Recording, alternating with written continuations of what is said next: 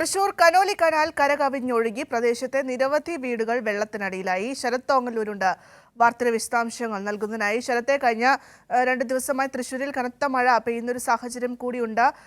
അതിനിടയ്ക്കാണ് ഇത്തരത്തിൽ Conolly canal കരകവിഞ്ഞ് ഒഴുകുന്നത്. എങ്ങനെയൊക്കെയാണ് വിവരങ്ങൾ? ഈ പ്രദേശത്ത് നിന്ന് ആളുകളെ മാറ്റിപ്പാർപ്പിക്കേണ്ട സാഹചര്യങ്ങൾ എന്തെങ്കിലും ഉണ്ടോ?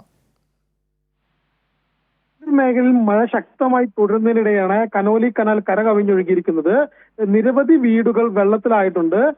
കൊടുങ്ങല്ലൂരിലും പരിസര പ്രദേശങ്ങളിലും നിരവധി വീടുകളും സ്ഥാപനങ്ങളും വെള്ളത്തിനകത്തായിട്ടുണ്ട് തന്നെ പറയണം. ഡാമുകൾ തുറന്നതും പുഴയിലെ ജലനിരപ്പ് ഉയരാൻ കാരണമായിട്ടുണ്ട് എന്നാണ് പ്രദേശവാസികൾ പറയുന്നത്. നഗരസഭാ പ്രദേശത്തെ എൽത്തുരുത്ത്, കോട്ടപ്പുറം കോട്ട, പാലിയം തുരുത്ത്, കാവിൽക്കടവ്, ഉഴുവത്ത് കടവ്, വയലാർ, ശ്രീനാരായണപുരം പഞ്ചായത്ത് പരിധിയിലെ ആല, ഗോതമ്പ് തുരുത്ത് എന്നിവിടങ്ങളിലും തീരദേശ റോഡും സമീപ പ്രദേശങ്ങളിലെ വീടുകളിലും വെള്ളക്കെട്ടിനടിയിലാണ് എന്ന് നമുക്ക് പറയാം. വയലാർ റോഡിലെ സരോവരം അംഗൻവാടി ഏതാണ്ട് വെള്ളത്തിൽ ചുറ്റപ്പെട്ട നിലയിലാണ്. ആനാപ്പുഴ, അഞ്ചങ്ങാടി കിഴക്ക് ഭാഗങ്ങളിൽ വെള്ളക്കെട്ട് നേരിട്ട് അനുഭവപ്പെടുന്ന പ്രദേശങ്ങളിൽ MLA ആയിട്ടുള്ള VR സനൽകുമാർ സന്ദർശിച്ചിരുന്നു. മഴ തുടരുന്ന സാഹചര്യമുണ്ടെങ്കിൽ മറ്റൊരു പ്രളയത്തെ നേരിടേണ്ടി വരുമെന്നൊരു ഭീതി ഇവരിലെല്ലാം തന്നെയുണ്ട്. അത്തരത്തിൽ മഴ ശക്തമാകുന്ന സാഹചര്യമാണെങ്കിൽ ഇവരെല്ലാം വീടുകളിൽ നിന്നും മാറ്റി പാർപ്പിക്കാനുള്ള തയ്യാറെടുപ്പിലാണ് അധികൃതർ. ഭദ്ര.